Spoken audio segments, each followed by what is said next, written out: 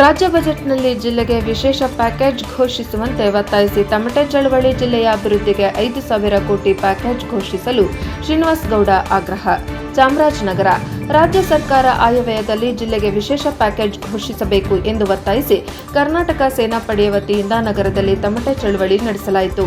ನಗರದ ಜಿಲ್ಲಾಡಳಿತ ಭವನದ ಗೇಟ್ ಮುಂಭಾಗದಲ್ಲಿ ಸೇನಾಪಡೆಯ ಅಧ್ಯಕ್ಷ ಚಾರಂ ಶ್ರೀನಿವಾಸ ಗೌಡ ಅವರ ನೇತೃತ್ವದಲ್ಲಿ ಜಮಾಯಿಸಿದ ಪ್ರತಿಭಟನಾ ನಿರತರು ಪ್ರತಿಭಟನೆ ನಡೆಸಿ ಜಿಲ್ಲೆಯ ಅಭಿವೃದ್ಧಿಗೆ ವಿಶೇಷ ಪ್ಯಾಕೇಜ್ ಘೋಷಿಸಬೇಕು ಎಂದು ಒತ್ತಾಯಿಸಿದರು. ಪ್ರತಿಭಟನೆ ನೇತೃತ್ವ ವಹಿಸಿದ ಕರ್ನಾಟಕ ಸೇನಾಪಡೆ ಅಧ್ಯಕ್ಷ ಚಾರಂ ಶ್ರೀನಿವಾಸ ಗೌಡ ಮಾತನಾಡಿ, ಮುಖ್ಯಮಂತ್ರಿ ಸಿದ್ದರಾಮಯ್ಯ ಅವರು ಅನೇಕ ಸಲ ಜಿಲ್ಲೆಗೆ ಭೇಟಿ ನೀಡಿ ಚಾಮರಾಜನಗರದ ಬಗ್ಗೆ ವಿಶೇಷ ಅಭಿಮಾನವನ್ನಿಟ್ಟುಕೊಂಡಿದ್ದಾರೆ. ಅವರು ಈ ಸಾಲಿನ ರಾಜ್ಯ ಬಜೆಟ್ನಲ್ಲಿ ಚಾಮರಾಜನಗರ ಗಡಿ ಜಿಲ್ಲೆಯಾಗಿದ್ದು, ಇಲ್ಲಿ ಬಡವರು, ಮಧ್ಯಮ ವರ್ಗದವರು, ಕಾರ್ಮಿಕರು, ರೈತರು ಹೆಚ್ಚಿನ ಸಂಖ್ಯೆಯಲ್ಲಿ ಇದ್ದಾರೆ. ಜಿಲ್ಲೆಯ ಸರ್ವತೋಮುಖ ಅಭಿವೃದ್ಧಿಗಾಗಿ 5,000 ಕೋಟಿ ವಿಶೇಷ ಪ್ಯಾಕೇಜ್ ಅನ್ನು ನೀಡಬೇಕು ಎಂದು ಆಗ್ರಹಿಸಿದರು. ಜಿಲ್ಲೆಯಲ್ಲಿ ಬಿಸಿಲಿನ ತಾಪ ಹೆಚ್ಚಾಗಿದ್ದು, ಅಂತರ್ಜಲ ಕುಸಿಯುತ್ತಿದ್ದು, ಕುಡಿಯುವ ನೀರಿಗೆ ಸಮಸ್ಯೆ ಎದುರಾಗಿದೆ. ಹಾಗಾಗಿ ಕೆರೆಗಳಿಗೆ ನೀರು ತುಂಬಿಸುವ ಮೂಲಕ ರೈತರಿಗೆ, ಜನರಿಗೆ ಅನುಕೂಲ ಮಾಡಿಕೊಡಬೇಕು. ಜಿಲ್ಲೆಯ ಪ್ರವಾಸೋದ್ಯಮಕ್ಕೆ ವಿಶೇಷವಾದ ಗಮನ ಕೊಡಬೇಕು. ಶಿಕ್ಷಣ ಕ್ಷೇತ್ರಕ್ಕೆ ವಿಶೇಷ ಒತ್ತು ನೀಡಬೇಕು. ಚಾಮರಾಜನಗರ ವಿಶ್ವವಿದ್ಯಾನಿಲಯದ ಸಂಪೂರ್ಣ ಅಭಿವೃದ್ಧಿಗಾಗಿ 100 ಕೋಟಿ ನೀಡಬೇಕು. ಚಾಮರಾಜನಗರ ಪಟ್ಟಣದ ಕುಡಿಯುವ ನೀರಿನ ಯೋಜನೆ ಮಂದಗತಿಯಲ್ಲಿ ಸಾಗುತ್ತಿದೆ. ಇದಕ್ಕೂ ಅನುದಾನ ನೀಡಬೇಕು. ಗಡಿ ಜಿಲ್ಲೆಯಲ್ಲಿ ಕನ್ನಡದ ಬೆಳವಣಿಗೆಗಾಗಿ ಕನ್ನಡ ಭವನವನ್ನು ರಾಜ್ಯ ಸರ್ಕಾರ ಬಜೆಟ್ನಲ್ಲಿ ಮಂಜೂರು ಮಾಡಿಕೊಡಬೇಕು ಎಂದು ಆಗ್ರಹಿಸಿದರು. ಪ್ರತಿಭಟನೆಯಲ್ಲಿ ಪಣ್ಯದ ಹುಂಡಿರಾಜು, ನಿಜಧ್ವನಿ ಗೋವಿಂದರಾಜು, ಮಹೇಶ್ ಗೌಡ, ತಾಂಡವಮೂರ್ತಿ, ಸುರೇಶ್ ಶೆಟ್ಟಿ, ಅಮಚವಾಡಿ ರಾಜು, ಹೊಮ್ಮ ಲೋಕೇಶ್, ಅರುಣ್ ಕುಮಾರ್ ಗೌಡ, ಆಟೋ ಲಿಂಗರಾಜು, ಮಹೇಶ್, ಶಿವಣ್ಣ, ಮುತ್ತುರಾಜು, ಮಡ್ಲಾಪುರ ಪ್ರಕಾಶ್, ಪರ್ವತರಾಜು, ನಾಗರಾಜು, ಚಂದ್ರಕುಮಾರ್ ಇತರರು ಭಾಗವಹಿಸಿದ್ದರು. ವರದಿ ಹೊಮ್ಮ ನಂಜುಂಡನಾಯಕ, ಎನ್ಕೆಎಸ್ ಟಿವಿ4 ಚಾಮರಾಜನಗರ. ಕೊಡ್ಬೇಕಪ್ಪ ಕೊಡ್ಬೇಕು ಕೊಡ್ಬೇಕಪ್ಪ ಕೊಡ್ಬೇಕು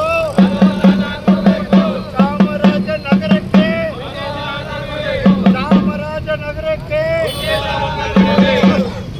ಅಭಿವೃದ್ಧಿ ಮಾಡಿ ಅಭಿವೃದ್ಧಿ ಮಾಡಿ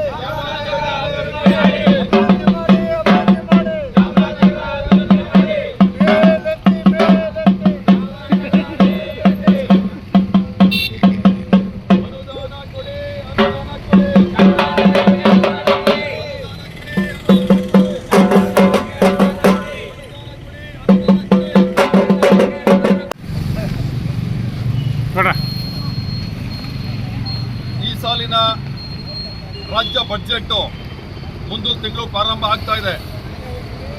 ಮುಖ್ಯಮಂತ್ರಿ ಸನ್ಮಾನ್ಯ ಸಿದ್ದರಾಮಯ್ಯನವರು ಈ ಸಾಲಿನ ಬಜೆಟ್ನ ಮಂಡನೆ ಮಾಡ್ತಾರೆ. ಸಿದ್ದರಾಮಯ್ಯನವರು ಮುಖ್ಯಮಂತ್ರಿ ಆದ ನಂತರದಲ್ಲಿ ಚಾಮರಾಜನಗರಕ್ಕೆ ಬಹಳಷ್ಟು ಸಾರಿ ಭೇಟಿಯನ್ನು ನೀಡಿ ಈ ಒಂದು ಜಿಲ್ಲೆಗೆ ಒಂದು ವಿಶೇಷವಾದಂಥ ಅಭಿಮಾನವನ್ನು ಅವರು ಇಟ್ಕೊಂಡಿದ್ದಾರೆ. ನಾವು ಈ ಸಾರಿಯ ಬಜೆಟ್ನಲ್ಲಿ ಸನ್ಮಾನ್ಯ ಮುಖ್ಯಮಂತ್ರಿ ಅವ್ರನ್ನ ಕೇಳೋದೇನಪ್ಪ ಅಂತಂದರೆ, ಚಾಮರಾಜನಗರ ಜಿಲ್ಲೆ ಇದೊಂದು ಗಡಿ ಜಿಲ್ಲೆ. ಈ ಗಡಿ ಜಿಲ್ಲೆ ಇರೋದ್ರಿಂದ ಈ ಭಾಗದಲ್ಲಿ ಬಡವರು, ಮಧ್ಯಮ ವರ್ಗದವರು, ಕಾರ್ಮಿಕರು, ಈ ಥರ ರೈತರು ಬಹಳಷ್ಟು ಜನ ಇದ್ದಾರೆ. ಈ ಸಾರಿಯ ಬಜೆಟ್ನಲ್ಲಿ ರಾಜ್ಯ ಸರ್ಕಾರ ಚಾಮರಾಜನಗರ ಜಿಲ್ಲೆಗೆ ವಿಶೇಷವಾದಂಥ ಅನುದಾನವನ್ನು ಕೊಡಲೇಬೇಕು. ಕನಿಷ್ಠ 5,000 ಕೋಟಿ ವಿಶೇಷ ಪ್ಯಾಕೇಜ್ ಅನ್ನ ಚಾಮರಾಜನಗರ ಜಿಲ್ಲೆಯ ಸರ್ವತೋನ್ಮುಖ ಅಭಿವೃದ್ಧಿಗೆ ರಾಜ್ಯ ಸರ್ಕಾರ ಕೊಡಲೇಬೇಕು ಅಂತೇಳಿ ರಾಜ್ಯ ಸರ್ಕಾರವನ್ನ ಒತ್ತಾಯ ಮಾಡ್ತಾ ಇವತ್ತು ಚಾಮರಾಜನಗರದ ಜಿಲ್ಲಾಧಿಕಾರಿಗಳ ಕಚೇರಿಯ ಮುಂದೆ ತಮಟೆ ಚಳವಳಿ ಮಾಡುವ ಮುಖಾಂತರ ನಾವು ರಾಜ್ಯ ಸರ್ಕಾರಕ್ಕೆ ಒತ್ತಾಯವನ್ನ ಮಾಡ್ತಾ ಇದೀವಿ. ಮತ್ತು ಚಾಮರಾಜನಗರದಲ್ಲಿ ಬಿಸಿಲು, ಈಗಾಗಲೇ ಬಿಸಿಲು ತಡ್ಕೊಳ್ಳೋದಕ್ಕೆ ಆಗ್ತಾ ಇಲ್ಲ. ಕೆರೆಗಳು, ಬಹಳಷ್ಟು ಕೆರೆಗಳನ್ನ, ಆ ಕೆರೆಗಳಿಗೆ ನೀರನ್ನು ತುಂಬಿಸೋದ್ರ ಮೂಲಕ ರೈತರಿಗೆ, ಜನಗಳಿಗೆ ಅನುಕೂಲ ಮಾಡಿಕೊಡ್ಬೇಕು ಅಂತ ಸರ್ಕಾರವನ್ನು ಒತ್ತಾಯ ಮಾಡ್ತಾ ಇದ್ದೀವಿ. ಮತ್ತು ಪ್ರವಾಸೋದ್ಯಮಕ್ಕೆ ವಿಶೇಷವಾದಂಥ ಗಮನವನ್ನು ಕೊಟ್ಟು ಈ ಸಾರಿ ಬಜೆಟ್ನಲ್ಲಿ ಅನುದಾನವನ್ನು ಕೊಡಲೇಬೇಕು.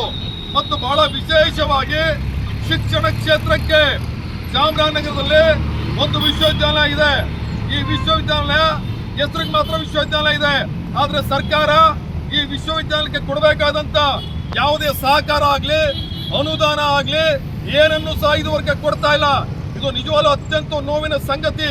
ಚಾಮರಾಜನಗರದ ವಿಶ್ವವಿದ್ಯಾನಿಲಯದ ಸಂಪೂರ್ಣ ಅಭಿವೃದ್ಧಿಗಾಗಿ ಈ ಸಾರಿ ಬಜೆಟ್ ನಲ್ಲಿ ಕನಿಷ್ಠ 100 ಕೋಟಿ ರೂಪಾಯಿಗಳನ್ನ ಸರ್ಕಾರ ಕೊಡಬೇಕು ಅಂತ ಹೇಳಿ ಒತ್ತಾಯ ಮಾಡ್ತಾ ಇದೀವಿ. ಮತ್ತು ಕುಡಿಯ ನೀರು ಯೋಜನೆ ಬಹಳ ಮಂದಗತಿಯಲ್ಲಿ ಸಾಗ್ತಾ ಇದೆ. ಚಾಮರಾಜಪಟ್ಟಣಕ್ಕೆ 2ನೇ ಹಂತದ ಕುಡಿಯ ನೀರಿನ ಯೋಜನೆ ಬಹಳ ಮಂದಗತಿಯಲ್ಲಿ ನಡೀತಾ ಇದೆ. ತಕ್ಷಣ ಸರ್ಕಾರ ಇದಕ್ಕೆ ದುಡ್ಡನ್ನು ಬಿಡುಗಡೆ ಮಾಡೋದ್ರ ಮೂಲಕ ಕುಡಿಯ ನೀರಿನ ಸಮಸ್ಯೆಯನ್ನ ಈ ಭಾಗದಲ್ಲಿ ಬಗೆಹರಿಸಬೇಕು ಅಂತ ಹೇಳಿ ಸರ್ಕಾರಕ್ಕೆ ಒತ್ತಾಯ ಮಾಡ್ತಾ ಇದೀವಿ. ಮತ್ತು ಚಾಮರಾಜನಗರದ ಸಂಪೂರ್ಣ ಅಭಿವೃದ್ಧಿಗಾಗಿ ಮತ್ತು ಕಾಡಂಚಿನ ಗ್ರಾಮಗಳ ಪಾಪ ಜನಗಳಿಗೆ ಅನುಕೂಲ ಮಾಡಿಕೊಡ್ತಕ್ಕಂಥ ಒಂದು ವಿಚಾರವನ್ನು ಸರ್ಕಾರ ಮುಂದಿಟ್ಕೊಂಡು ಅನುದಾನವನ್ನು ಕೊಡಬೇಕು. ಮತ್ತು ವಿಶೇಷವಾಗಿ ಕರ್ನಾಟಕ ರಾಜ್ಯದ ತುಟ್ಟ ತುದಿಯ ಗಡಿ ಪ್ರದೇಶವಾದಂಥ ಚಾಮರಾಜನಗರದಲ್ಲಿ ಕನ್ನಡದ ಬೆಳವಣಿಗೆ, ಕನ್ನಡದ ಅಭಿವೃದ್ಧಿಗೋಸ್ಕರ ಈ ಸಾರಿ ಒಂದು ದೊಡ್ಡ ಕನ್ನಡ ಭವನವನ್ನ ಈ ಬಜೆಟ್ ನಲ್ಲಿ ರಾಜ್ಯ ಸರ್ಕಾರ ಮಂಜೂರು ಮಾಡಿಕೊಡ್ಬೇಕು ಅಂತ ಹೇಳಿ ಇನ್ನು ಬೇಕಾದಷ್ಟು ವಿಚಾರಗಳಿದೆ.